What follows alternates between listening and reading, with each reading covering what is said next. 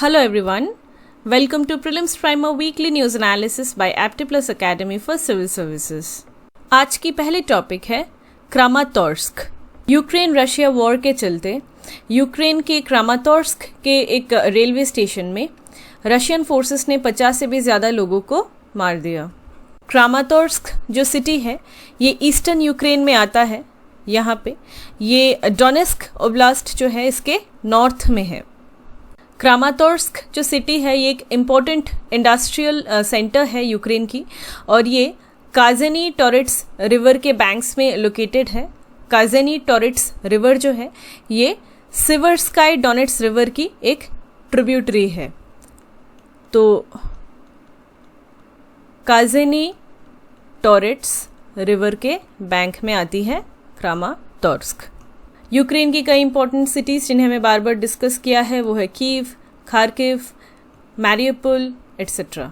Next topic है wheat exports. Recently Egypt ने India से व्हीट इंपोर्ट करने के लिए अग्री कर लिया है और प्लान है कि नेक्स्ट कुछ मंथ्स में ये 3 मिलियन टन से भी ज़्यादा व्हीट को इंपोर्ट करेगी इंडिया से। हमें पता है कि व्हीट जो है ये एक राबी क्रॉप है जो सितंबर और दिसंबर के बीच में ग्रो करती है और इसे फरवरी और मई के बीच में हार्वेस्ट कर लिया जाता है। टोटल एरिया की बात करें तो इंडिया के 29.8 मिलियन हेक्टेयर्स के एरिया में व्हीट को ग्रो किया जाता है। प्रोडक्शन की बात करें तो 1971 में अराउंड 24,000 टन्स ऑफ व्हीट को प्रोड्यूस किया जाता था। 2020 तक आते आते ये अराउंड 1,08,000 टन्स तक पहुंच गया। मतलब ऑन एन एवरेज 3.42% की ग्रोथ हुई है इन टर्म्स ऑफ प्रोडक्शन हर साल and this is an average annual rate of growth. Best quality wheat की बात करें तो ड्यूरम व्हीट जो है वो इंडिया की एक फाइनेस्ट व्हीट वैरायटी है। आते हैं क्लाइमेट रिक्वायरमेंट पे। व्हीट जो है इसकी हाई अडेप्टेबिलिटी है। मतलब ये ट्रॉपिकल जोन्स में भी उग सकता है, सब ट्रॉपिकल जोन्स में भी उग सकता है। इनफैक्ट टेम्परेट जोन्स और जो एकदम नॉर्थ में 60 डिग्री से भी ऊपर के लैटिट्यूड के ऊपर जो एरियाज हैं वहाँ पे भी ये ग्रो करता है। व्हीट जो है ये सीवियर कोल्ड और स्नो को टॉलरेट कर सकता है और इसे सी लेवल से लेके 3,300 मीटर्स के ऑल्टीट्यूड तक कल्टीवेट किया जा सकता है। बेस्ट क्वालिटी ऑफ व्हीट जो है ये उन जगहों पे प्रोड्यूस होती है जहाँ पे वेदर जो है कूल और मॉइस्ट है during the growing period of the wheat. लेकिन जब ये व्हीट राइप हो जाती है हार्वेस्ट होने के टाइम पे तक आते आते जो टेम्परेचर है अगर वार्म हो जाए, ड्राई वेदर हो जाए तो तभी बेस्ट क्वालिटी ऑफ व्हीट जो है वो प्रोड्यूस होती है। वैसे तो व्हीट जो है सीड्स व्हीट की वो 3.5 टू 35 डिग्री सेंटीग्रेड्स के बीच में अगर टेम्परेचर है तो जर्मिनेट हो जाता है। लेकिन आइडियल जो टेम्परेचर है, ऑप्टिमम टेम्परेचर रेंज जो है वो 20 टू 25 डिग्री सेंटीग्रेड्स है। फ्लावरिंग स्टेज की बात करें तो एक्सट्रीम्स ऑफ टेम्परेचर मतलब अगर टेम्परेचर बहुत ज़्यादा हाई है या लो है तो it can be harmful to wheat.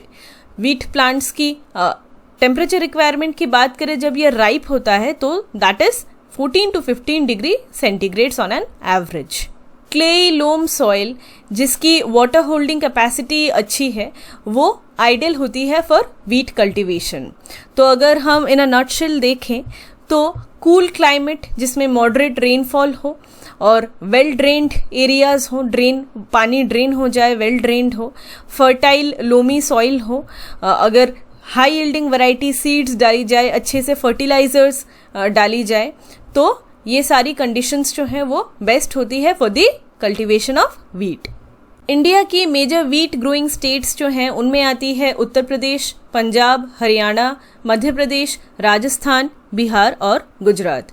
2021 की बात करें तो पंजाब जो है वो it was the biggest wheat producing state of India and that is why it is often called the wheat bowl of India। China जो है वो वर्ल्ड की लार्जेस्ट व्हीट प्रोड्यूसिंग कंट्री है। चाइना के बाद ही सेकेंड पोजीशन पे है India. 2020 की बात करें तो वर्ल्ड की टोटल व्हीट प्रोडक्शन की 14.14% जो है वो इंडिया में ही प्रोड्यूस हुई थी।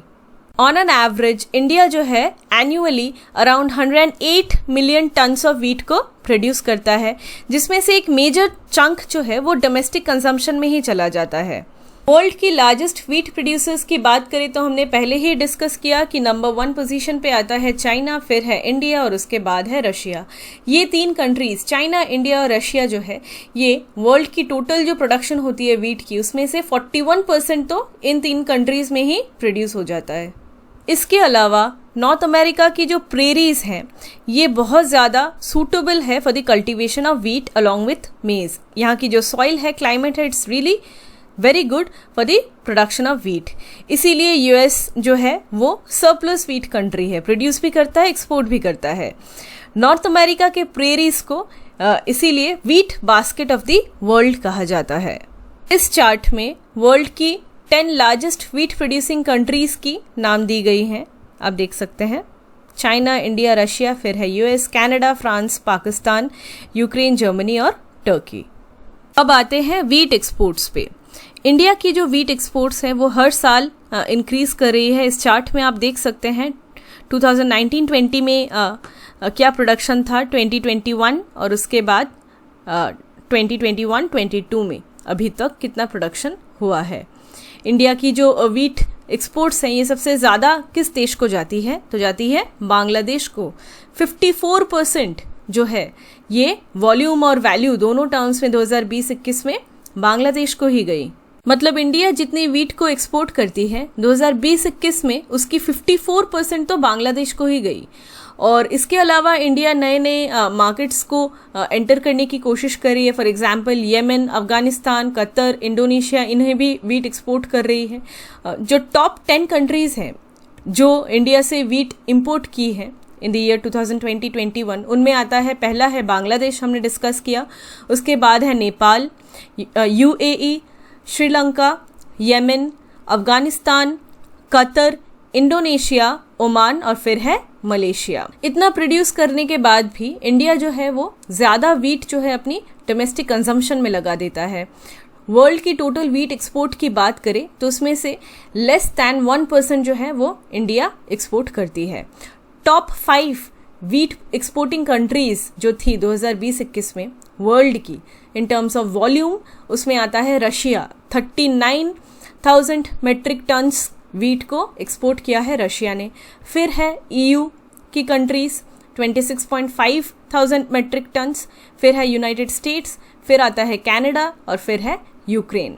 तो इंडिया जो है इसमें व्हीट एक्सपोर्ट्स में अभी काफ़ी पीछे है in terms of total wheat export of the world. अगली टॉपिक है एक्सियम मिशन। यूएस की एक स्टार्टअप कंपनी है एक्सियम स्पेस। एक्सियम स्पेस ने लॉन्च किया एक्सियम मिशन। एक्सियम मिशन जो है it is the first fully private mission. इस प्राइवेट मिशन के तहत एक 4 मेंबर क्रू को इंटरनेशनल स्पेस स्टेशन भेजा गया। इसके लिए फ्लोरिडा के केनेडी स्पेस सेंटर से एक स्पेस एक्स फैल्कन 9 रॉकेट को लॉन्च किया गया। इसमें जो क्रू है ये इंटरनेशनल स्पेस स्टेशन में, इंटरनेशनल स्पेस स्टेशंस की जो एग्जिस्टिंग क्रू है उनके साथ मिलके काम करेंगी, उनके साथ रहेंगी। 10 दिनों तक काम करने के बाद ये क्रू जो है ये अर्थ पे वापस आएगी।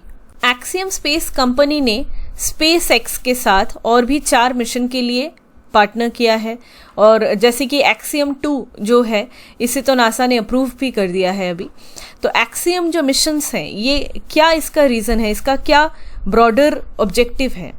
इवेंचुअली ऑब्जेक्टिव है कि एक प्राइवेट स्पेस स्टेशन बनाना। जैसे कि अभी इंटरनेशनल स्पेस स्टेशन ISS चल रहा है, हमें पता है, लेकिन ISS जो है ये 2030 तक आते आते ये रिटायर हो जाएगा, इसको डी ऑर्बिट कर लिया जाएगा और इसके बाद इस प्राइवेट स्पेस स्टेशन को वहाँ पे स्टार्ट किया जाएगा। और इसी की शुरुआत है ये एक्सियम मिशन और इसके वॉयजेस। तो क्या रीज़न है कि अभी प्राइवेट मिशंस लाए जा रहे हैं?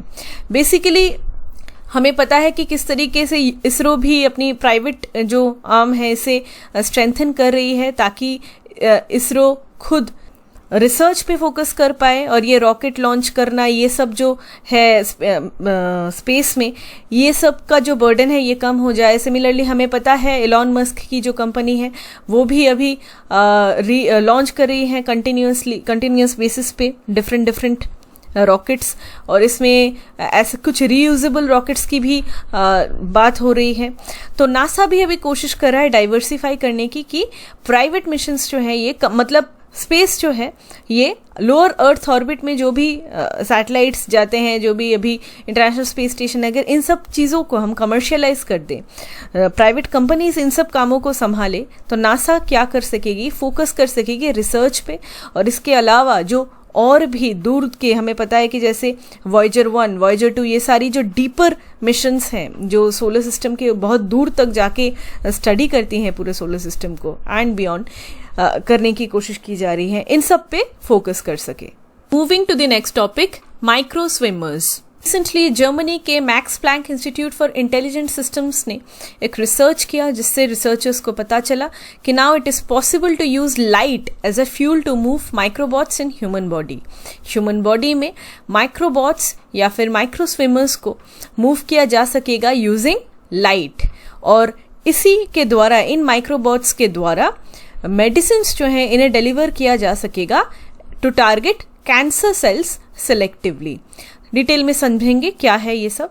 माइक्रोबॉट्स जो हैं ये मिनिएचर रोबोट्स हैं, माइक्रोस्कोपिक स्केल में छोटे छोटे रोबोट्स या ऑटोमेटेड मशीन्स।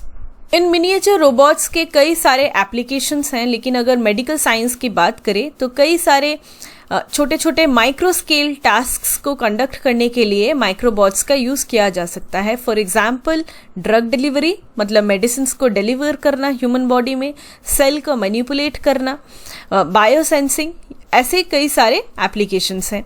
यहाँ पे हम डिटेल में ड्रग डिलीवरी में किस तरीके से माइक्रोबॉट्स को यूज किया जा सकता है इसे हम समझेंगे।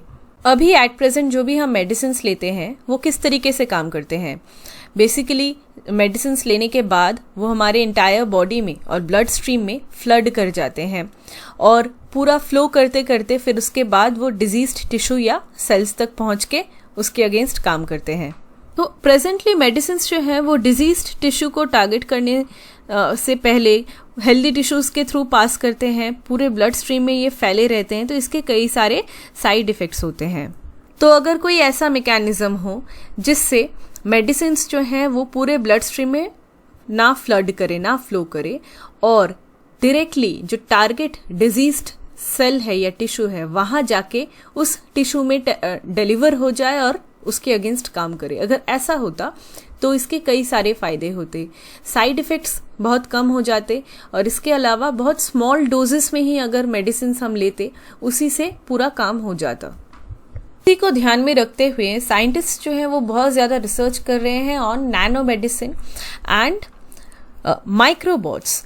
तो माइक्रोबॉट्स क्या है, ये छोटे छोटे रोबोट्स समझ लीजिए, और ये रोबोट्स क्या करेंगे, मेडिसिन को कैरी करेंगे, ड्रग्स को कैरी करके पूरा स्विम करके जाके जो डिजीज्ड टिश्यू है वहां जाके उसे टारगेट कर देंगे। तो कई सारे माइक्रोबॉट्स अभी तक बन चुके हैं already. For example last year researchers ने एक माइक्रोबॉट बनाया जिसे अल्ट्रासाउंड वेव्स का यूज करके उसे ब्लड में उसे पास करवाया जा सकता है, और जब वो टारगेटेड टिश्यू में पहुंच जाएगा वहां जाके वो जो मेडिसिन कैरी कर रहा था वो मिनिएचर रोबोट वो उसे उस डिजीज्ड टिश्यू में डिलीवर कर देगा। अब रीसेंट रिसर्च की बात करते हैं जिसे जर्मनी के मैक्स प्लैंक इंस्टीट्यूट में कंडक्ट किया गया। इसमें एक ऐसा माइक्रोबॉट बनाया गया जिसे लाइट का यूज करके इसे स्विम करवाया जा सकेगा ब्लड में, और फिर ये टारगेटेड टिश्यू में जाके मेडिसिन को डिलीवर कर देगा। ये माइक्रोबॉट जो है ये बनाया गया है from a compound called heptazine amide carbon nitride. ये एक 2D ही एक कंपाउंड है, और इसकी साइज जो है ये 1 to 10 माइक्रोमीटर तक आती है। और जब इस माइक्रोबॉट को लाइट इसके ऊपर डाला जाता है तो ये सेल्फ प्रोपेल करता है, एनर्जाइज्ड हो जाता है और खुद ही स्विम कर करके टारगेटेड सेल तक पहुंच जाता है। तो चलिए देखते हैं कि माइक्रोबॉट्स जो हैं वो किस तरीके से ब्लड स्ट्रीम में स्विम करती हैं। बेसिकली जो रीसेंट रिसर्च की अगर हम बात करें तो उसमें हमने देखा जो माइक्रोबॉट्स हैं they are made up of carbon nitride micro particles, ये जो कार्बन नाइट्राइड है ये फोटोकैटालिटिक इन नेचर है, मतलब सेंसिटिव टू लाइट। तो जिस तरीके से एक सोलर सेल काम करता है उसी तरीके से ये काम करती हैं। कैसे? जैसे ही एक लाइट को डाला जाता है इन माइक्रोबॉट्स के ऊपर, तो माइक्रोबॉट्स के सरफेस में ये लाइट जो है ये कन्वर्ट हो जाती है into charged particles like electrons. अब ये जो चार्ज्ड पार्टिकल्स हैं ये माइक्रोबॉट्स के आसपास जो फ्लूइड है, सराउंडिंग फ्लूइड, जो ब्लड में जो फ्लूइड है, इसके साथ रिएक्ट करती है टू फॉर्म आयंस और एक इलेक्ट्रिक फील्ड तैयार कर लेती है अराउंड द माइक्रोबॉट्स। तो ये जो रिएक्शन होता है along with this electric field, यही माइक्रोबॉट्स को प्रोपेल करता है, हेल्प करता है और ये स्विम करने लगती हैं। इसके बाद हमने देखा कि माइक्रोबॉट्स जो हैं ये कॉन्सेप्ट नया नहीं है, पहले भी माइक्रोबॉट्स बन चुके हैं। फॉर एग्जांपल लास्ट ईयर ही माइक्रोबॉट्स को बनाया गया जिन्हें प्रोपेल किया जाता था यूजिंग अल्ट्रासाउंड वेव्स। तो ये वाला जर्मनी वाला जो रिसर्च रिसेंटली आया है जिसमें लाइट का यूज किया जाता है, ये काफी ज्यादा सिग्निफिकेंट है। क्यों सिग्निफिकेंट है देखते हैं। पहले कई बार कोशिश की गई लेकिन कुछ कुछ बैरियर्स थे। क्या बैरियर्स थे? माइक्रोबॉट्स को जब ब्लड के थ्रू फ्लो करवाया जाता है तो उस टाइम पे ब्लड में हमें पता है कुछ डिसॉल्व्ड सॉल्ट्स रहते हैं, और ये सॉल्ट्स जो हैं ये माइक्रोबॉट्स को स्विम नहीं करने देते। कैसे? सॉल्ट्स जो हैं ये आयंस को बनने के लिए रोकते हैं। फॉर एग्जाम्पल अगर इसी केस की बात करें तो हमने देखा कि किस तरीके से इंसिडेंट लाइट जब माइक्रोबॉट्स में पड़ता है, के सरफेस में पड़ता है, तो उसमें इंसिडेंट लाइट जो है वो चार्ज्ड पार्टिकल्स इलेक्ट्रॉन्स में कन्वर्ट हो जाता है। यही चार्ज्ड पार्टिकल्स सराउंडिंग फ्लूइड के साथ रिएक्ट करके आयंस और इलेक्ट्रिक फील्ड तैयार करती हैं, और यही इलेक्ट्रिक फील्ड और आयंस हेल्प करते हैं माइक्रोबॉट्स को स्विम करने के लिए। लेकिन ब्लड में डिसॉल्व्ड सॉल्ट्स के रहने की वजह से ये आयंस नहीं बन पाते थे, इलेक्ट्रिक फील्ड नहीं बन पाता था और ये स्विम नहीं कर पाते थे। तो ये एक बड़ा बैरियर था जिसे इस रिसर्च में दूर किया गया। कैसे दूर किया गया समझेंगे। इसी चैलेंज को ओवरकम करने के लिए रिसर्चर्स ने कई सारे मटेरियल्स को एग्जामिन किया और फाइनली एक मटेरियल को खोज निकाला जिसका नाम है polyheptazine amide carbon nitride. Carbon nitride जो है ये एक फोटोकैटलिस्ट है। मतलब फोटोकैटलिस्ट मतलब एक ऐसी मटेरियल जो लाइट को अब्जॉर्ब कर लेती हैं और उसके बाद इसकी एनर्जी लेवल्स इतनी चेंज हो जाती हैं कि वो सराउंडिंग सब्सटेंसेस के साथ रिएक्ट करने लगती हैं। इसी को कहते हैं फोटोकैटलिस्ट। तो पॉलीहेप्टेजाइन एमाइड कार्बन नाइट्राइड एक फोटोकैटलिस्ट है और इसकी 2 डायमेंशनल स्ट्रक्चर है, जिसमें जो एक स्पॉन्ज लाइक स्ट्रक्चर है जिसमें कई सारे छोटे छोटे पोर्स हैं, वॉइड्स हैं, और इन पोर्स में चार्जेस जो हैं इन्हें ये स्टोर हो सकती हैं। तो सॉल्ट सोल्यूशन में जो आयंस रहते हैं इन पोर्स के थ्रू पास कर जाते हैं इन दिस केस। तो माइक्रोबॉट्स के पोर्स के अंदर जब ये चार्ज्ड पार्टिकल्स स्टोर हो जाते हैं, लॉज कर जाते हैं, तो इससे क्या होता है कि आयंस तो अभी नष्ट नहीं हो रहे हैं। एज ए रिजल्ट जो रेजिस्टेंस हो रहा था सॉल्ट की वजह से वो रेजिस्टेंस नहीं हो पाता है और ये प्रोपल्शन को भी कोई इफेक्ट नहीं कर पाता है। तो ये माइक्रोबॉट्स जो हैं ये इजीली फिर स्विम कर पाती हैं क्योंकि आयंस भी हैं, आयंस से तो इलेक्ट्रिक फील्ड तैयार हो गया और ये स्विम करने लगती हैं। ये जो पोर्स होते हैं माइक्रोबॉट्स के अंदर, जो ये कार्बन नाइट्राइड जो मटेरियल है जिससे बने होते हैं, ये जो पोर्स हैं, ये पोर्स के और भी कई सारे काम हैं। फॉर एग्जाम्पल पोर्स के रहने की वजह से बहुत ज़्यादा लार्ज अमाउंट ऑफ जो मेडिसिन है इसे ये माइक्रोबॉट्स अब्जॉर्ब कर लेती हैं, सोख कर लेती है। तो it actually works like cargo base. Cargo में कई जैसे बहुत ज़्यादा सामान को हम बेचते हैं उसी की तरह मेडिसिन को भी भेजा जा सकता है थ्रू दिस माइक्रोबॉट्स। फॉर एग्जाम्पल डॉक्सोरिब्यूसिन एक मेडिसिन जो है जिसे कैंसर को ट्रीट करने के लिए यूज़ किया जाता है, इसी का टेस्ट किया गया यूजिंग माइक्रोबॉट्स और ये देखा गया कि माइक्रोबॉट्स ने इसे बहुत ज़्यादा अब्जॉर्ब कर लिया और जैसे ही इन माइक्रोबॉट्स को ट्रिगर किया गया यूजिंग लाइट्स तो ये स्विम करते करते गई और ड्रग को रिलीज कर दिया at the targeted cancer cells and it got activated. तो माइक्रोबॉट्स जो है ये काफ़ी ज़्यादा रेवोल्यूशनाइज कर सकती हैं ड्रग डिलीवरी को फ्यूचर में, क्योंकि बहुत स्मॉल अमाउंट ऑफ जो मेडिसिन है उसे इंजेस्ट करना पड़ेगा इसके बाद, और माइक्रोबॉट्स को इंजेस्ट भी किया जा सकता है, डायरेक्टली इंसर्ट भी किया जा सकता है वेन्स में यूजिंग इंजेक्शंस एट्सेट्रा। तो ये पूरे मेडिकल वर्ल्ड को रेवोल्यूशनाइज करने की पोटेंशियल रखती है। Moving to the next topic, Helina missile.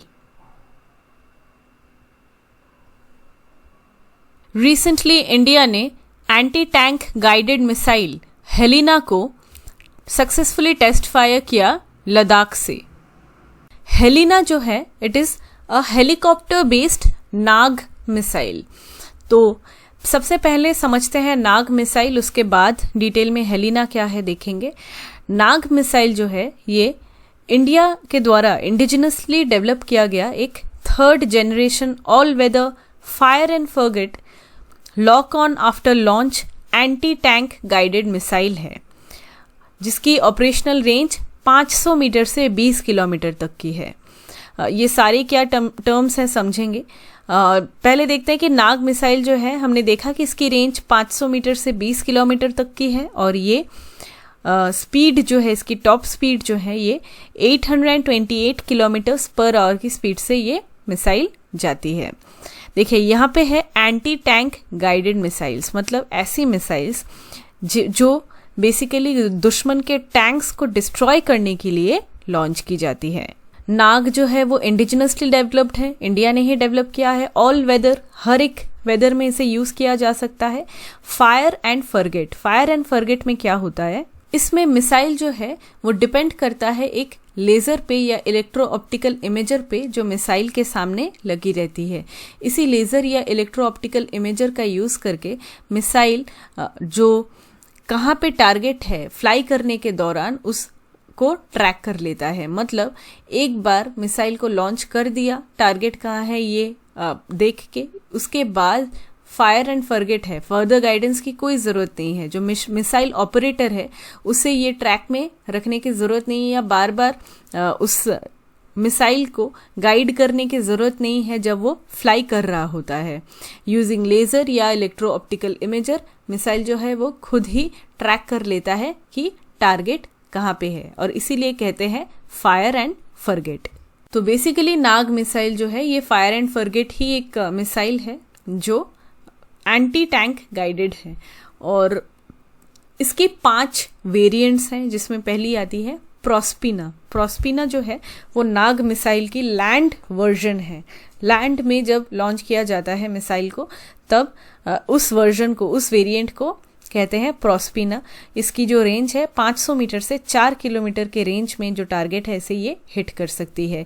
दूसरी है हेलिना, जिसके बारे में हम थोड़ी देर में डिटेल में देखेंगे। हेलिना मतलब हेलीकॉप्टर से नाग मिसाइल को लॉन्च करना, Helina. Helicopter launched version of Nag is known as Helina. इसकी रेंज 7 to 10 किलोमीटर्स तक है। तीसरी है MPATGM, that is man portable anti tank guided missile. ये थोड़ी लाइटर वेरिएंट है, इसमें इसकी मिसाइल की जो वेट है वो 14.5 किलो तक होती है, और ये मैन पोर्टेबल मतलब शोल्डर में कैरी करके लेके जाके इस मिसाइल को लॉन्च किया जा सकता है। स्ट्राइक रेंज जो है वो 2.5 किलोमीटर के रेंज में अगर कोई टारगेट है तो उसे ये हिट कर सकती है। फिर है air launched version, air launched version है। और लास्ट है नामिका या फिर नाग मिसाइल कैरियर। ये भी एक मॉडिफाइड इन्फेंट्री फाइटिंग व्हीकल है। तो development of the Nag missile is of course a part of integrated guided missile development programme. हमें पता है DRDO जो है वो integrated guided missile development programme या IGMDP को चलाती है, जिसके अंदर कई सारे और मिसाइल्स जो हैं वो इसमें बने हैं। फॉर एग्जांपल अग्नि, आकाश, त्रिशूल, पृथ्वी, ये सारे बने हैं इस प्रोग्राम के अंदर, और नाग भी इसी का पार्ट है। अब आते हैं हेलिना पे। हेलिना हमने जैसे पहले की देखा कि ये हेलीकॉप्टर बेस्ड नाग वेरिएंट है। Of course fire and forget class ही है, 3rd generation ATGM, that is anti tank guided missile. अब हेलिना को कहा जाता है कि हेलिना मिसाइल जो है ये one of the most advanced anti tank weapons है वर्ल्ड की, और इसे लॉन्च किया जाता है from helicopter which is advanced light helicopter, and it has a maximum range of 7 kilometers। Helina जो है it is guided by an infrared imaging seeker। Infrared imaging Sikar ये क्या है हम देखते हैं। बेसिकली अगर हम नाग मिसाइल की बात करें ओवरऑल या हेलिना की भी बात करें तो ये एक lock on before launch mode missile है। मतलब टारगेट को लॉक कर दिया जाता है मिसाइल को रिलीज करने से पहले ही। इसमें क्या होता है, मिसाइल ऑपरेटर जो है पहले लोकेट करते हैं कि एनिमी का टैंक कहाँ पे है with the help of thermal imaging का यूज करके एनिमी का टैंक कहाँ है ये लोकेट किया जाता है। आइडेंटिफाई करने के बाद टारगेट को एक रेफरेंस इमेज डाला जाता है, कैप्चर किया जाता है और नाक के जो सामने मिसाइल के ठीक सामने जो सीकर सिस्टम है वहाँ पे इस इमेज को एज अ रेफरेंस इमेज डाल दिया जाता है। अब मिसाइल को लॉन्च कर दिया जाता है टुवर्ड्स द टारगेट इस रेफरेंस इमेज के साथ। जैसे जैसे मिसाइल मूव करता रहता है towards the target end of course इसकी स्पीड भी काफ़ी हाई रहती है, इस टाइम पे ये जब मूव करता है तो मिसाइल खुद ही टारगेट के इमेज को क्रॉस चेक करता रहता है रेफरेंस इमेज के साथ, जिसे पहले मिसाइल ऑपरेटर ने डाला था लॉन्च करने से पहले मिसाइल को। साइमल्टेनियसली जैसे ही ये कंटिन्यूसली वो क्रॉस चेक करता रहता है और अगर टारगेट का जो टारगेट है अगर वो डिविएट हो जाता है अपने पाथ से तो उसे भी रेफरेंस इमेज का यूज सिंस ये करता है तो सिंक में रहता है, तो ये मिसाइल उस डिविएशन को भी वो ट्रैक कर लेता है और ये बहुत ही स्पीड में होता है। मतलब 1 सेकंड में 230 मीटर की हाई स्पीड में ये पूरा जो ट्रैकिंग सिस्टम है ये होता रहता है। रेंज जो है 4 से 20 किलोमीटर तक की होती है और ये हमें पता है लॉन्च टाइप पे डिपेंड करता है। हमने देखा 5 वेरिएंट्स हैं इसमें। तो जैसे ही मिसाइल टारगेट तक पहुंचता है, मिसाइल जो है वो टैंक के पहले बाहर के जो आर्मर है उसे पेनिट्रेट करता हुआ अंदर जाके टैंक को डिस्ट्रॉय कर देता है या डैमेज करता है। ये नाग मिसाइल जो है ये एक बहुत ही पावरफुल मिसाइल है, हमने इसके पहले देखा है। कुछ और जो वर्ल्ड की powerful fire and forget missile है जिसके साथ इसे कंपेयर किया जाता है उसमें आता है अमेरिकन जैवलिन और इजरायली स्पाइक। लेकिन जैवलिन और स्पाइक जो है ये थोड़े लाइटर मिसाइल्स हैं, लाइट वेट मिसाइल्स हैं और इसीलिए सोल्जर इन्हें कैरी कर पाते हैं अपने शोल्डर पे। लेकिन नाग जो है ये बहुत ज़्यादा पावरफुल है क्योंकि इसमें हमने देखा इंफ्रारेड सीकर्स होते हैं जो चेक करते रहते हैं रेफरेंस इमेज के साथ, जो पहले थर्मल इमेजिंग की गई थी उसके साथ, और इसीलिए नाग मिसाइल को जैम नहीं किया जा सकता। मतलब इसकी जो इमेज सीकर टेक्नोलॉजी है ये इस तरीके से बनाई गई है कि इसकी एक हाई टेक गाइडेंस सिस्टम है। मतलब ये खुद ही ट्रैक करता है कि टारगेट कहाँ है और इसे किसी भी तरीके से जैम नहीं किया जा सकता इस पूरे टेक्नोलॉजी को। इसीलिए कहा जाता है कि नाग मिसाइल जो है वो काफ़ी ज़्यादा पावरफुल है।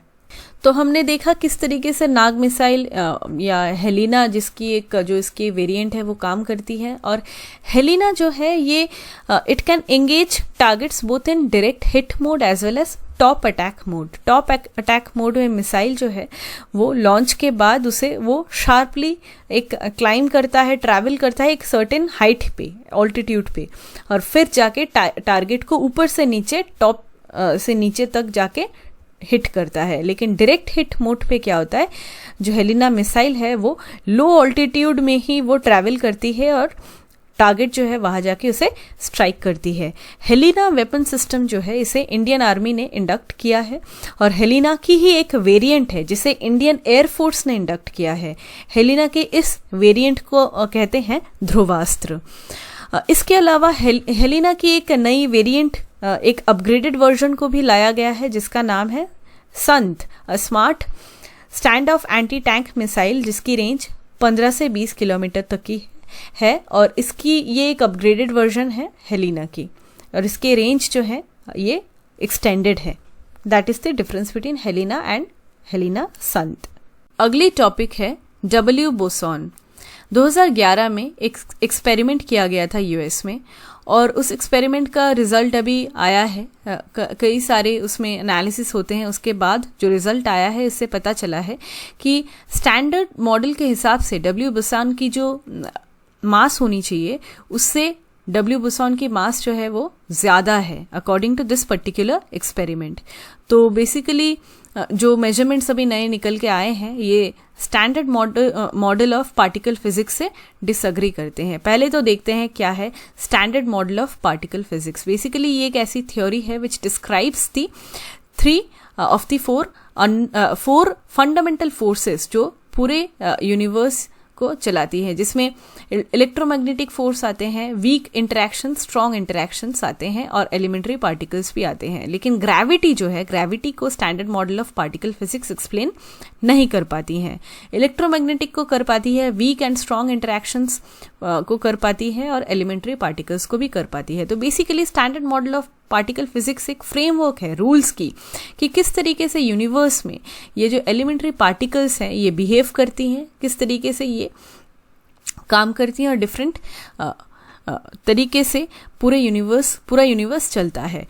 एलिमेंट्री पार्टिकल्स मतलब कुछ ऐसी फंडामेंटल कंपोनेंट्स मैटर की जिसे फर्दर सब डिवाइड नहीं किया जा सकता स्मॉलर कॉन्स्टिट्यूएंट्स में। और फॉर एग्जाम्पल प्रोटॉन और न्यूट्रॉन को तोड़ा जा सकता है इनटू क्वार्क्स, लेकिन क्वार्क्स को और फर्दर नहीं तोड़ा जा सकता। तो क्वार्क जो है ये एक एलिमेंट्री पार्टिकल है। सिमिलरली लेप्टन्स जो इलेक्ट्रॉन्स, मुऑन्स, ताउस और न्यूट्रिनोस को बनाती है। फिर है गेज बोसॉन्स। गेज बोसॉन्स के सब टाइप्स जो हैं उसमें आते हैं photons, gluons, W bosons, Z bosons और इसके अलावा है हिग्स बोसॉन। तो ये सभी हैं एलिमेंट्री पार्टिकल्स। ये फंडामेंटल फोर्सेस जो हैं एलिमेंट्री पार्टिकल्स के ऊपर जिस तरीके से ये एक्ट करती हैं, इसी में आते हैं electromagnetic force, strong force, weak force और ग्रेविटी। हमें पता है ग्रेविटी को एक्सप्लेन नहीं कर पाती हैं स्टैंडर्ड मॉडल, लेकिन इन बाकी चारों को, बाकी जो 3 हैं इन्हें कर पाती है। और एलिमेंट्री पार्टिकल्स जो हैं इसके अलग अलग स्पिन, मास, चार्ज होते हैं, हमने केमिस्ट्री में ये पढ़ा है। और स्टैंडर्ड मॉडल जो है इन एलिमेंट्री पार्टिकल्स के बिहेवियर को अच्छे से डिस्क्राइब कर पाती है और क्लासिफाई कर पाती है। अब आते हैं बोसॉन पे। बोसॉन जो है ये एक सब एटॉमिक पार्टिकल है ऑफ कोर्स, जो फोर्स को कैरी करता है और फॉर एग्जाम्पल ये एनर्जी को कैरी करता है। और एग्जाम्पल के तौर पे देखें तो फोटॉन जो है ये एक तरीके का बोसॉन है। सिमिलरली मेसॉन जो है ये भी एक तरीके का बोसॉन पार्टिकल है जो न्यूक्लियर फोर्स को कैरी करता है। और बोसॉन जो है ये बोस-आइंस्टाइन जो स्टैटिस्टिक्स है, रूल्स हैं, इन्हें ओबे करता है। बोसॉन्स को हम फोर्स पार्टिकल्स भी कह सकते हैं क्योंकि इलेक्ट्रोमैग्नेटिक जैसे फॉर एग्जाम्पल है ये किस तरीके से काम करते हैं, ये बोसॉन्स जो है ये कंट्रोल करते हैं। फिजिकल फोर्सेस किस तरीके से इंटरैक्ट करते हैं उसमें ही आता है। फॉर एग्जांपल इलेक्ट्रोमैग्नेटिज्म ये किस तरीके से काम करते हैं, ये बोसॉन्स कंट्रोल करते हैं। तो इसीलिए बोसॉन्स को फोर्स पार्टिकल्स कहा जाता है। बोसॉन्स जो है इसमें भी कुछ फंडामेंटल बोसॉन्स होते हैं। ये फंडामेंटल बोसॉन्स ऐसा नहीं है कि बोसॉन को तोड़ के बनाया गया है और स्मॉलर पार्टिकल्स हैं, नहीं, ये टाइप्स हैं, बोसॉन्स के ही टाइप्स हैं। या फंडामेंटल कौन कौन से तरीके के बोसॉन्स होते हैं उसमें आते हैं फोटॉन, ग्लूऑन, डब्ल्यू बोसॉन और जेड बोसॉन। फोटॉन मतलब लाइट के पार्टिकल को हमें पता है कहते हैं फोटॉन। फोटॉन जो है वो इलेक्ट्रोमैग्नेटिक एनर्जी को कैरी करता है और ये एक टाइप का बोसॉन है जो इलेक्ट्रोमैग्नेटिक इंटरैक्शंस को मीडिएट भी करता है। ग्लूऑन जो है वो एक स्ट्रॉन्ग न्यूक्लियर फोर्स को इंटरैक्शन में ग्लूऑन हेल्प करता है। और ये जो है ये क्वार्क्स जो है, क्वार्क्स को बाइंड करता है एक दूसरे के साथ, करने के बाद प्रोटॉन और न्यूट्रॉन बनते हैं, हमें पता है। तो ग्लूऑन जो है ये क्वार्क्स को बाइंड करते हैं एक साथ और ये क्वार्क्स जो बाइंड होके बनते हैं प्रोटॉन्स और न्यूट्रॉन्स। और इसके अलावा एटम के अंदर, न्यूक्लियस के अंदर प्रोटॉन्स और न्यूट्रॉन्स को होल्ड करने के लिए भी रिस्पॉन्सिबल होते हैं gluon, which is a type of boson. और दूसरी है, थर्ड और फोर्थ है डब्ल्यू बोसॉन और जेड बोसॉन। डब्ल्यू बोसॉन और जेड बोसॉन जो है ये दोनों ही वीक न्यूक्लियर फोर्सेस को चलाती हैं। और for example nuclear fusion reactions या फिर रेडियो एक्टिव डिके जो होता है, इसमें वीक न्यूक्लियर फोर्स इन्वॉल्व होता है और यही वीक न्यूक्लियर फोर्स को जो है वो मीडिएट करती हैं, जो पार्टिकल्स जो चलाती हैं इन्हें कंडक्ट करती हैं, इन फोर्सेस को, इसी को कहते हैं W bosons and Z boson. W boson और जेड बोसॉन दोनों के ही मास होते हैं। तो डब्ल्यू बोसॉन की ही मेजरमेंट्स जो है नई निकल के आई हैं, जिसकी एक्सपेरिमेंट की गई थी 2011 में। तो सबसे पहले तो ये देखते हैं कि बार बार ये एक्सपेरिमेंट्स किए क्यों जाते हैं। देखिए, स्टैंडर्ड मॉडल जो है वो ऑफ पार्टिकल फिजिक्स वो तो निकाल दिया गया था, जिसमें कई सारे रूल्स हैं कि किस तरीके से ये सारे जो सब एटॉमिक पार्टिकल्स हैं किस तरीके से ये बिहेव करते हैं, क्या इनकी कैरेक्टरिस्टिक्स हैं, क्या इनकी फीचर्स हैं। लेकिन ये स्टैंडर्ड मॉडल जो है वो बिल्कुल एक्यूरेट तो है नहीं, क्योंकि अभी स्टैंडर्ड मॉडल ये भी एक्सप्लेन नहीं कर पाया है कि ग्रेविटी किस तरीके से काम करता है एग्जैक्टली, डार्क मैटर जो होता है या एंटी मैटर यूनिवर्स में जो है एंटी मैटर एब्सेंट क्यों है, या डार्क मैटर किस तरीके से काम करता है, ये सारी एक्सप्लेन नहीं कर पाती है standard model of particle physics. For example, हमें पता है कि जब यूनिवर्स बनी थी उस टाइम पे मैटर जो है वो एंटी मैटर को एनहाइलेट कर दिया था, और एंटी मैटर अभी नहीं है, मतलब है बहुत कम, बहुत ही कम प्रोपोर्शन में एंटी मैटर अभी है एट प्रेजेंट। तो क्यों एंटी मैटर ही एनहाइलेट हो गई थी यूनिवर्स के बनने के टाइम पे, ये सारी चीज़ों की explanations standard model of particle physics नहीं दे पाती है। इसीलिए जो फिजिसिस्ट्स हैं वो कंटिन्यूसली एक्सपेरिमेंट्स करते हैं, देखते हैं कि कोई मेजरमेंट गलत तो नहीं था, या फिर कुछ नए रिसर्चेस आ सकती हैं या नहीं, जिससे कुछ नई थ्योरीज बन सकती हैं या नहीं। फॉर एग्जाम्पल, हमें पता है कि हमने देखा कि कई सारी थ्योरीज हैं जिससे यूनिवर्स किस तरीके से काम करता है वो एक्सप्लेन किया गया है, एग्जाम्पल बिग बैंग थ्योरी। तो एनी हाउ, ये डब्ल्यू बोसॉन की अगर हम बात करें तो 2011 के एक्सपेरिमेंट का अभी रिजल्ट आया है, जिस एक्सपेरिमेंट में क्या किया गया था कि प्रोटॉन और एंटी प्रोटॉन जो होते हैं उन्हें स्मैश करवा दिया गया था, कोलाइड करवाया गया था। इस कोलिजन के बाद जो पार्टिकल्स निकल के आए, इन्हीं पार्टिकल्स को एनालाइज किया गया और इसमें देखा गया कि डब्ल्यू बोसॉन जो है इसकी जो वेट है, ये मास है इसकी, नॉट वेट, मास जो है ये डिफरेंट है।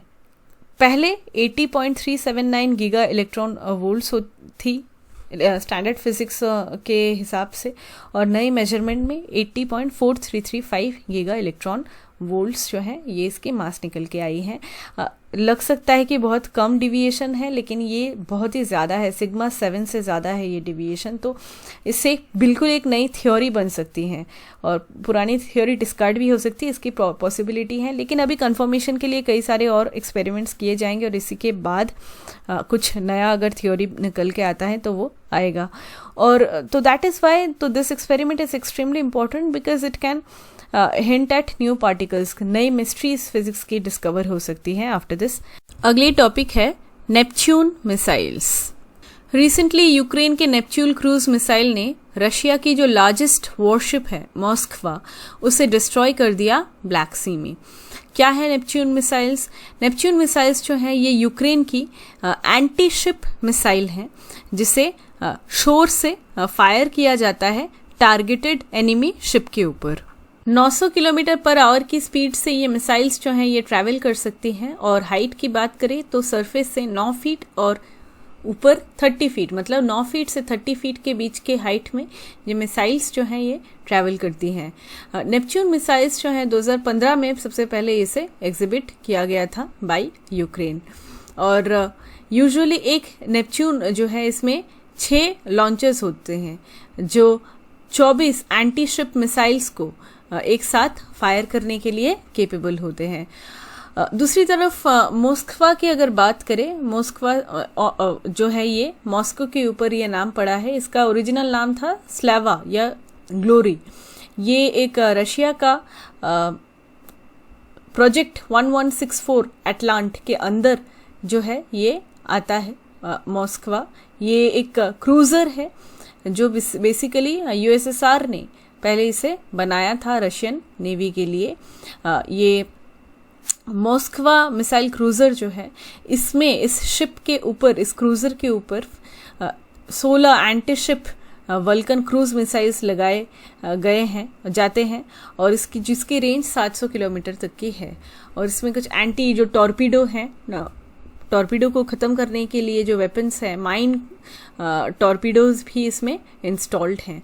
तो ये क्रूज़र जो है इसकी जो इसमें S-300 भी इक्विप्ड है, जो एक सरफेस टू एयर मिसाइल है। तो बहुत ही एडवांस्ड लेवल का ये एक क्रूज़र है मॉस्कवा, जिसे नष्ट कर दिया है नेपच्यून मिसाइल, क्रूज मिसाइल ने यूक्रेन की। अगली टॉपिक है ड्रोन्स। हरियाणा में एक ट्रेनिंग इंस्टीट्यूट खोला गया है to train drone pilots. This is under drone imaging and information service of Haryana limited. इसमें ये कोशिश की जाएगी कि ड्रोन्स को चलाने, ऑपरेट करने के लिए जो पायलट्स हैं इनकी कैपेसिटी किस तरीके से डेवलप की जाए, किस तरीके से पर्सनल को डेवलप किया जाए। ड्रोन्स की बात करें तो अनमैन्ड एरियल व्हीकल्स हमें पता है, they are no on board crew, इसमें कोई क्रू नहीं रहता। ड्रोन्स इस तरीके से दिखते हैं। ड्रोन्स में जो रेंज है it can from remotely piloted to fully automated हो सकता है। मतलब इसे हम खुद ऑपरेट भी कर सकते हैं, the pilot can operate it जब वो ड्रोन फ्लाई कर रहा होता है, या फिर वो फुल्ली ऑटोमेटेड भी हो सकता है, ऑटोमेटिकली वो पूरी तरीके से फ्लाई कर रहा है। इन दैट केस और ये रिलाई करता है on a system of sensors and lidar. Lidar stands for light detection and ranging detectors, जो मूवमेंट को कैलकुलेट करता है। ड्रोन के मूवमेंट को लिडार के सिस्टम के थ्रू कैलकुलेट किया जाता है। और हमें पता है कि ये कंट्रोल्ड लेवल ऑफ हाइट में फ्लाई कर सकता है, और स्पीड भी इसका काफ़ी कंट्रोल्ड रहता है for a long period of time. जो ड्रोन्स हैं इसकी कई सारी एप्लीकेशंस हैं। फॉर एग्जांपल क्लाइमेट चेंज को मॉनिटर करने के लिए, एग्रीकल्चर में, डिज़ास्टर मैनेजमेंट में, फिर कम्युनिकेशन में, रिमोट एरियाज़ में, मिलिट्री ऑपरेशंस में ड्रोन्स का यूसेज है। ड्रोन्स सबसे पहले बहुत ज़्यादा मैसिव अमाउंट में डिप्लॉय की गई थी वियतनाम वॉर में, और उसके बाद से तो फिर ड्रोन्स काफ़ी, इसके जो रोल्स हैं वो डाइवर्सिफाई हो गए। इंडिया की बात करें तो 1990s में इंडियन आर्मी ने ड्रोन्स को सबसे पहले अक्वायर किया, सबसे ज़्यादा इजराइल से। इंडियन एयरफोर्स और नेवी ने इसके बाद, आर्मी के बाद इंडियन एयरफोर्स और नेवी ने भी ड्रोन्स को यूज़ करने का शुरू किया। इंडिया ने मिलिट्री ड्रोन्स जो हैं सबसे पहले यूज़ किया था 1999 के कारगिल वॉर में, which was against Pakistan. Line of control जो है उसे इमेज करने के लिए ड्रोन को यूज़ किया गया था। इंडिया जो है यहाँ पे ड्रोन्स को जो है मैन्ड हो या फिर ऑटोमेटेड हो, सभी तरीके के ड्रोन्स जो हैं they are governed by directorate general of civil aviation, DGCA, जो जिसमें एविएशन भी आता है, मतलब एरोप्लेन्स। तो ऑफ कोर्स यही जो है DGCA ये गवर्न करती है ड्रोन्स को। Drones were originally developed for military and aerospace industries, लेकिन फिर धीरे धीरे ये मेन स्ट्रीम में आ गया, और अभी इसकी कई सारी एप्लीकेशंस आ गई because of its enhanced levels of safety and efficiency. New drone rules आए हैं 2021 में, बहुत ज़्यादा ही इम्पॉर्टेंट है इसकी जो प्रोविजंस हैं, हम एक बार देख लेंगे जल्दी से कि क्या क्या प्रोविजंस है न्यू ड्रोन रूल्स 2021 के। 2021 के जो ड्रोन रूल्स हैं ये काफ़ी लिबरलाइज्ड हैं, काफ़ी लिबरल कर दिया गया है। इसमें पहले बहुत ज़्यादा रिजिड कुछ प्रोविजंस थे, उन्हें हटा दिया गया है। And now these rules are based on the principles of trust, self certification and non intrusive monitoring. तो रेगुलेटरी कंट्रोल को थोड़ा रिलैक्स कर दिया गया है। क्या हाइलाइट्स है? की हाइलाइट्स की अगर हम बात करें तो इसमें एक डिजिटल स्काई प्लेटफॉर्म को क्रिएट करने की बात की गई है, जिसमें एक single window online clearance system होगा, जिसमें ह्यूमन इंटरफेरेंस बहुत कम रहेगा, और परमिशंस जो हैं ड्रोन को ऑपरेट करने के लिए जो परमिशंस दी जाती है वो जनरेट होगी।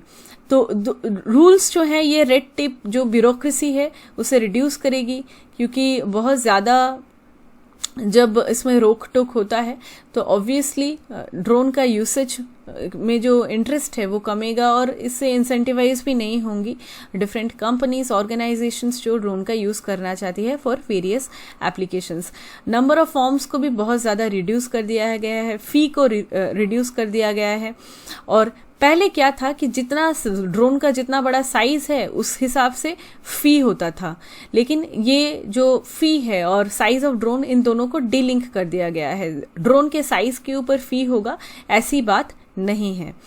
नेक्स्ट है कि नैनो मॉडल और जो नैनो ड्रोन्स हैं या फिर जो मॉडल ड्रोन्स है जिसे रिसर्च या रिक्रिएशन पर्पस के लिए यूज़ किया जाएगा, इन्हें सर्टिफिकेशन की कोई ज़रूरत ही नहीं है। They are exempt from type certification. तो देख लेते हैं स्कोप ऑफ ऑपरेशन क्या है। बेसिकली ड्रोन्स जो हैं, ड्रोन रूल्स जो हैं ये कवर करेंगी उन सभी लोगों को जो ड्रोन्स को पोजेस करते हैं, मतलब उन्होंने ड्रोन्स को खरीदा है, वो they are the owners of the drones, or someone who is engaged in leasing, operating, transferring or maintaining a drone in India। इसमें सारे ही drones आ जाते हैं that are registered in India or which are operated in India for the time being। जो drones navy, military या air force use करती हैं वो जो ड्रोन्स हैं वो रेगुलेटेड नहीं होंगी बाय दीज रूल्स। तो it seeks to regulate only the civilian usage of drones, मतलब जो ड्रोन रूल्स आई हैं 2021 की। डिजिटल स्काई प्लेटफॉर्म की बात करें तो ये एक ऐसी प्लेटफॉर्म है जिसे एस्टैब्लिश किया गया है by the directorate general of civil aviation for the management of drone related activities in India. इसमें सिंगल विंडो ऑनलाइन सिस्टम होगा, हमने डिस्कस किया, जहाँ पे ह्यूमन इंटरवेंशन नहीं रहेगा और सर्टिफिकेशन मिल जाएगा। डेफिनेशन और क्लासिफिकेशन की अगर बात करें तो हमें पता है drone has been defined as an unmanned aircraft system that can operate autonomously or can be operated remotely without a pilot on board। इसमें मैक्सिमम वेट जिसका यूज़ किया जा सकता है फॉर वेरियस सिविलियन पर्पसेस, इसे 500 kg तक कर दिया गया है। पहले ये 300 kg तक का था। नेक्स्ट है ड्रोन्स को क्लासीफाई किया गया है on the basis of weight. For example nano drones मतलब वो ड्रोन्स जिनकी वेट 250 ग्राम या उससे नीचे है उन्हें कहा जाएगा नैनो ड्रोन्स।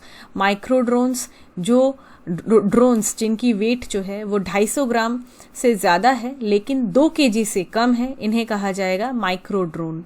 स्मॉल ड्रोन मतलब जो ड्रोन्स जिनकी वेट 2 kg से ज़्यादा है लेकिन 25 kg से कम है, उन्हें कहा जाएगा स्मॉल ड्रोन्स। जिन ड्रोन्स का वेट 25 kg से ज़्यादा है लेकिन 150 kg से कम है, उन्हें कहा जाएगा मीडियम ड्रोन्स। और लार्जर ड्रोन्स मतलब जो ड्रोन्स 150 kg से ज़्यादा हैं जिनका वेट, उन्हें कहा जाएगा लार्ज ड्रोन्स। और अगर कोई ड्रोन जिसकी जो वेट है वो 500 kg से भी ज़्यादा है तो in that case aircraft rules 1937 apply होंगी और जो ड्रोन रूल्स 2021 है वो अप्लाई नहीं होंगी। बहुत इंपॉर्टेंट है नोट करना, एयरक्राफ्ट रूल्स 1937 अप्लाई होंगे in case of drones which have a weight more than 500 kgs।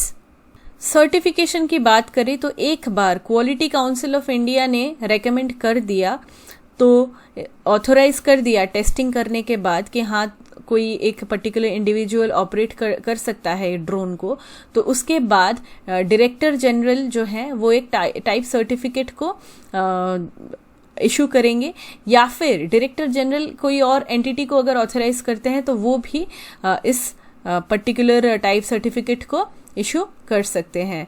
लेकिन टाइप सर्टिफिकेट ज़रूरत नहीं होगी इन 2 केसेस। अगर कोई ड्रोन को इंपोर्ट करना चाह रहा है या फिर ड्रोन को मैन्युफैक्चर करना चाह रहा है तो in that case type certificate की ज़रूरत नहीं होगी। सिमिलरली अगर कोई नैनो ड्रोन है तो उसे अगर कोई ऑपरेट करना चाह रहा है तो in that case also type certificate की ज़रूरत नहीं होगी।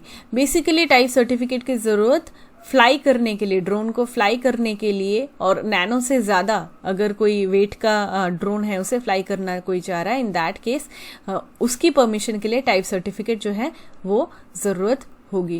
एंड इसके लिए ऑफ कोर्स एक इंडिविजुअल को अप्लाई करना पड़ेगा। और ये जो प्रपोजल है, किसी इंडिविजुअल ने अगर कोई प्रपोजल डाली है कि उसे ड्रोन कोऑपरेट करना है तो ये प्रपोजल को एग्जामिन करेगी, जैसे हमने डिस्कस किया था, क्वालिटी काउंसिल ऑफ इंडिया या फिर कोई एक ऑथोराइज्ड टेस्टिंग एंटिटी। इसकी जो टेस्ट रिपोर्ट है फिर ये रिपोर्ट जो है ये सबमिट होगी और इसके बाद जो रिकमेंडेशंस है क्वालिटी काउंसिल ऑफ इंडिया की ये भी जाएगी टू द डायरेक्टोरेट जनरल 60 दिन के अंदर। मतलब जब एप्लीकेशन डाली जाएगी बाय एन इंडिविजुअल कि वो ड्रोन उड़ाना चाहता है या ड्रोन को ऑपरेट करना चाहता है, उसके अप्लाई करने के 60 दिन के अंदर अंदर टेस्टिंग हो जाने के बाद रिकमेंडेशंस डायरेक्टोरेट जनरल के पास चली जाएगी। अगर सेटिस्फाइड होते हैं तो फिर उसके बाद जो टाइप सर्टिफिकेट है उसे एप्लीकेंट को इशू कर दिया जाएगा with in 15 days of receiving such test report.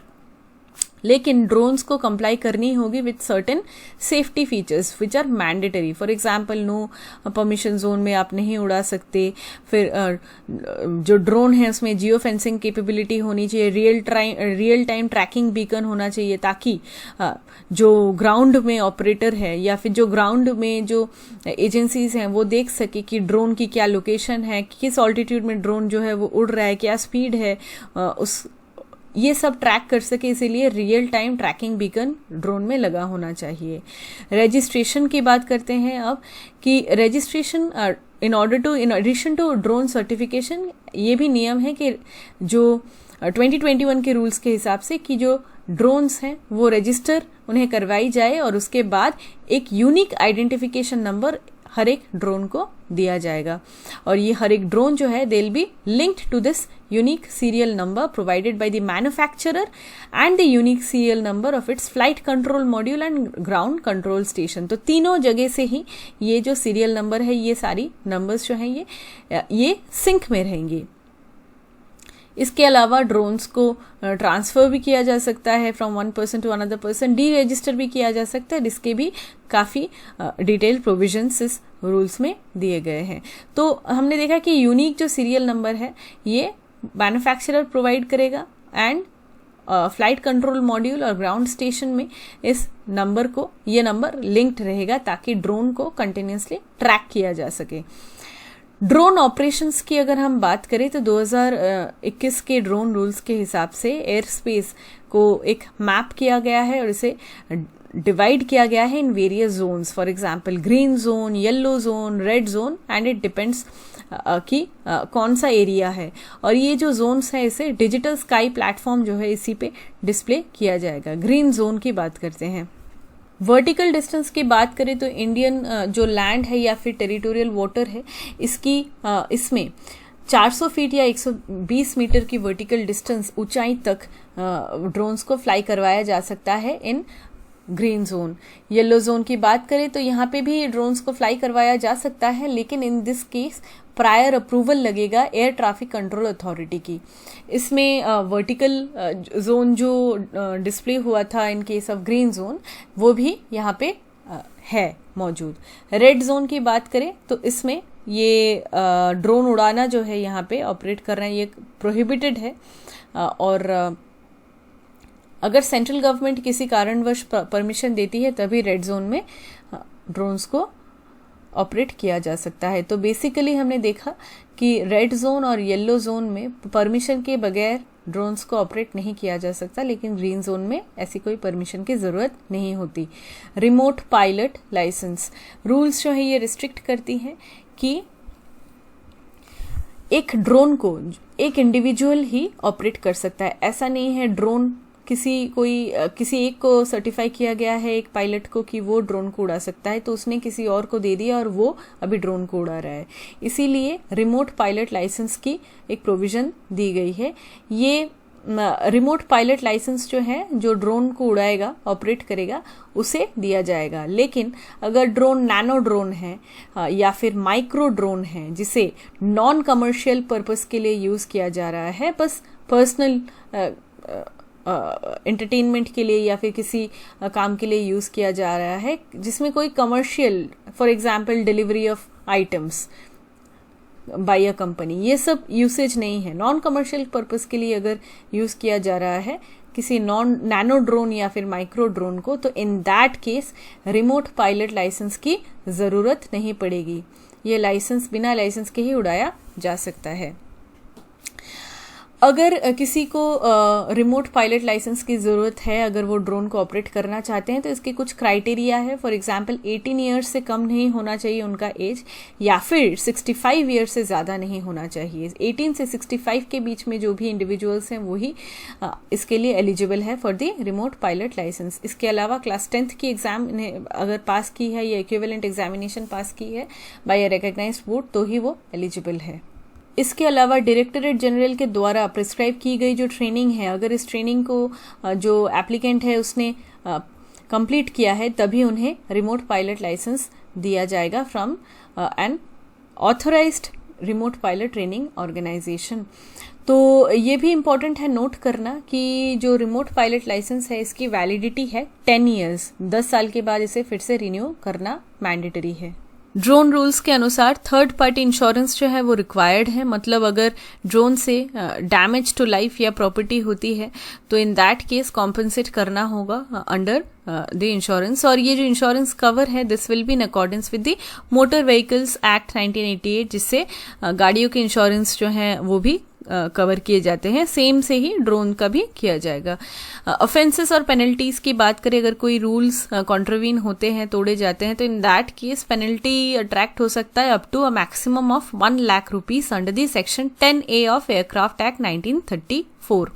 इसके अलावा रूल्स के तहत ये भी प्रोविजन है कि किसी भी लाइसेंस को, सर्टिफिकेट को, अप्रूवल को जिसे ग्रांट किया गया है बाय द डायरेक्टरेट जनरल, इसे कैंसिल किया जा सकता है या फिर सस्पेंड किया जा सकता है अगर रूल्स कॉन्ट्रवीन्ड की जाती है bye a person.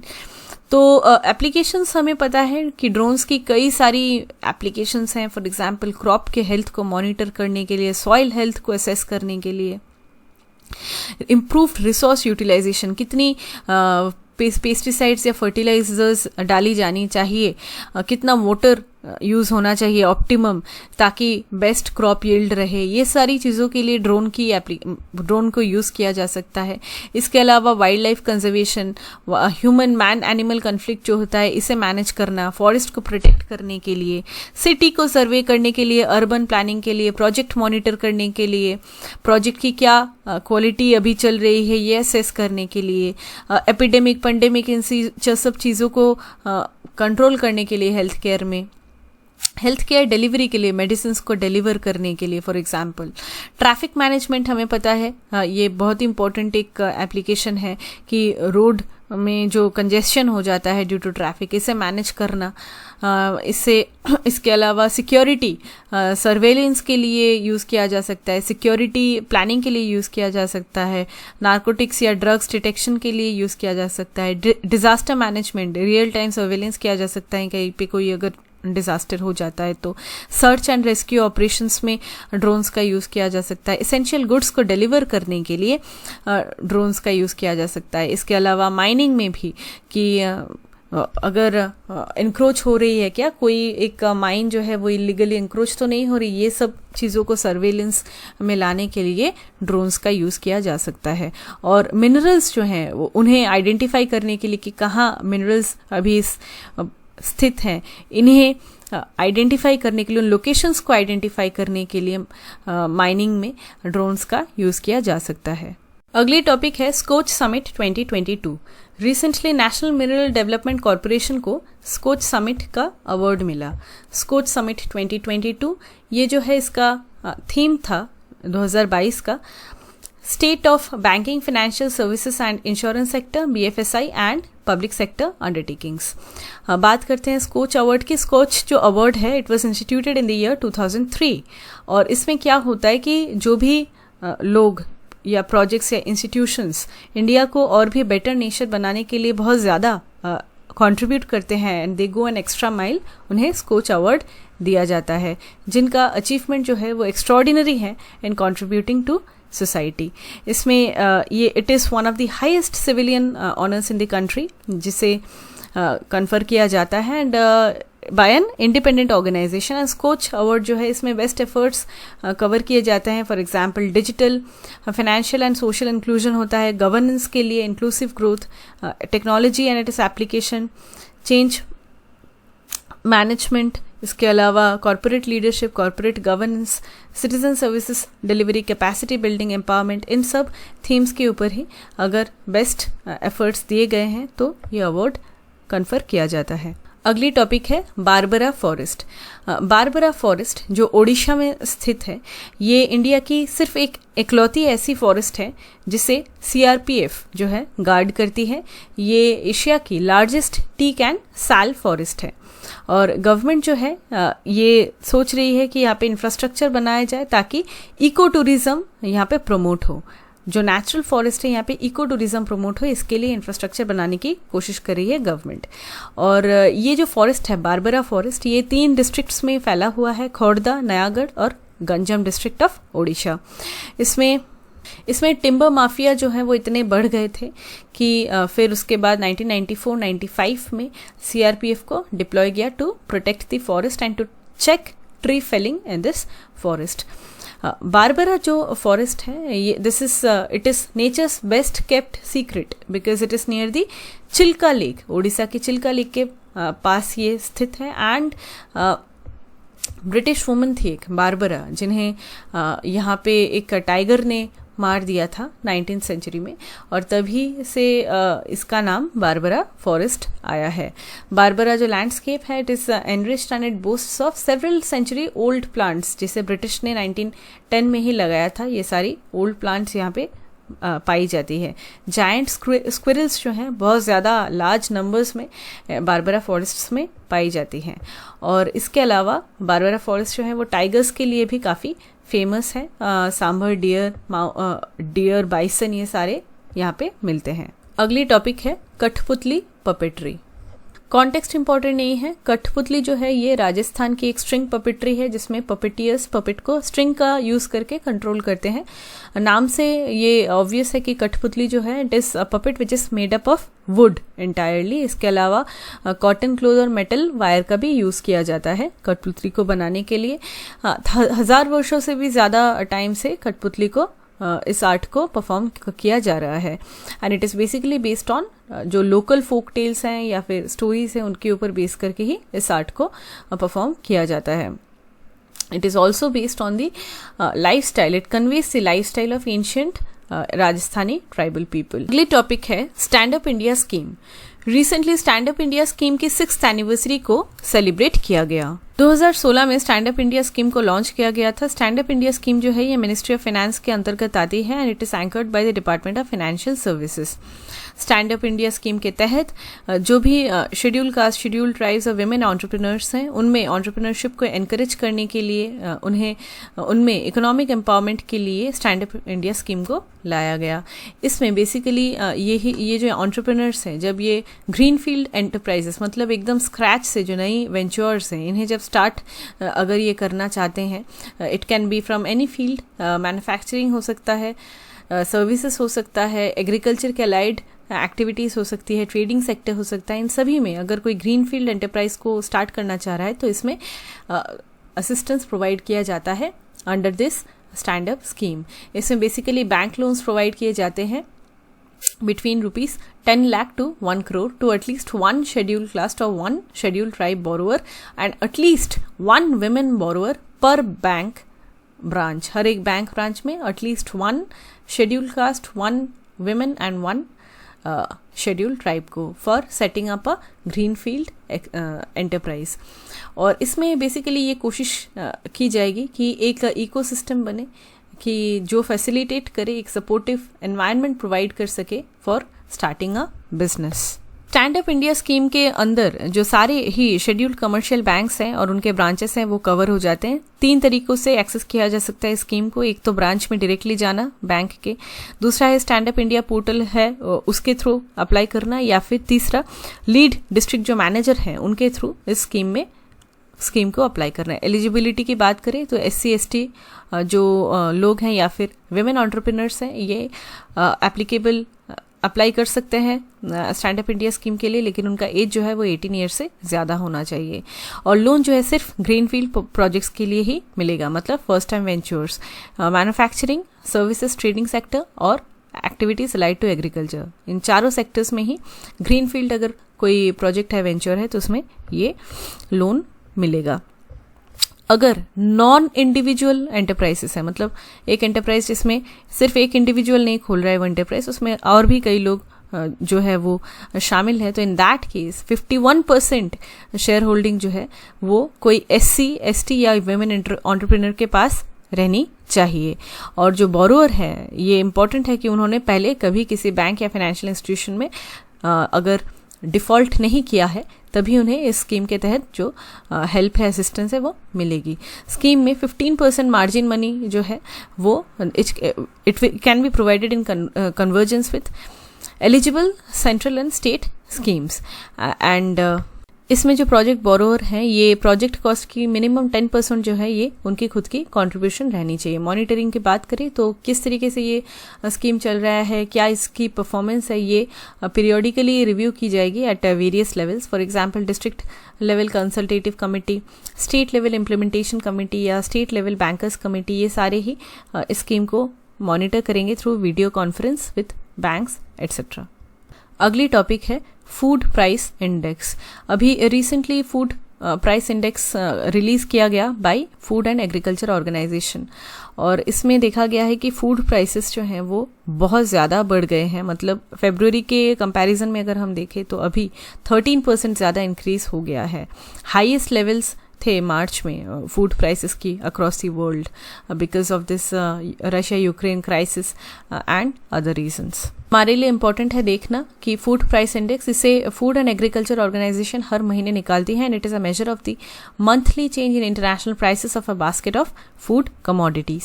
Food and agriculture organisation की बात करें तो it is a specialised agency of the United Nations जिसका पर्पस है टू डिफीट हंगर। 1945 में फूड एंड एग्रीकल्चर ऑर्गेनाइजेशन को एस्टैब्लिश किया गया, and it's goal is to achieve food security for all and to make sure that people have regular access to enough high quality food to lead active and healthy lives। इसमें 195 members हैं, जिसमें 194 countries और European union आ जाता है, और headquarter जो है वो इटली के रोम में है। तो बेसिकली ये गवर्नमेंट को हेल्प करता है और एजेंसीज को हेल्प करता है to coordinate among themselves so that they can improve and develop agriculture, forestry, fisheries and land and water resources. इसके अलावा रिसर्च भी कंडक्ट करती है, टेक्निकल असिस्टेंस प्रोवाइड करती है for various projects, educational and training programmes operate करती है, और एग्रीकल्चर आउटपुट क्या है, प्रोडक्शन क्या है, क्या डेवलपमेंट है, इसकी डेटा को भी ये कलेक्ट करती है। कुछ प्रैक्टिस क्वेश्चन से आपको बताना है कौन से ट्रू हैं कौन से false. Number 1, Kramatorsk city of Ukraine is located on the banks of Dnieper river. Number 2, China, India and Russia are the 3 largest individual wheat producers in the world, accounting for more than 50% of the world's total wheat production. Number 3, the Nag missile is an intercontinental ballistic missile with an operational range of 5,000 kilometers. Number 4, a remote pilot license is not required for a person operating a nano drone or operating a micro drone for non-commercial purposes. Number 5, Barbara Forest of Meghalaya is Asia's largest teak and sal forest. Number 6, the Neptune cruise missile is a Russia-manufactured mobile anti-ship missile fired from shore to ship. Number 7, the Food and Agriculture Organization is a specialized agency of the United Nations that leads international efforts to defeat hunger. It was founded in 1971. Its goal is to achieve food security for all and make sure that people have regular access to enough high quality food to lead active and healthy lives. Number 8, Scotch Award was instituted in the year 2003. The award compliments people, projects and institutions that go extra mile to make India a better nation. Number 9, Stand Up India scheme was launched in the year 2016 and it falls under Ministry of Social Justice. The scheme was launched to encourage entrepreneurship at the grassroots level, especially for promoting economic empowerment and employment generation among SC, ST and women entrepreneurs. Number 10, India accounts for more than 10% of world's wheat export. With this we come to an end of this session. Session की PDF जो है वो आपको description में मिल जाएगी। Thank you so much.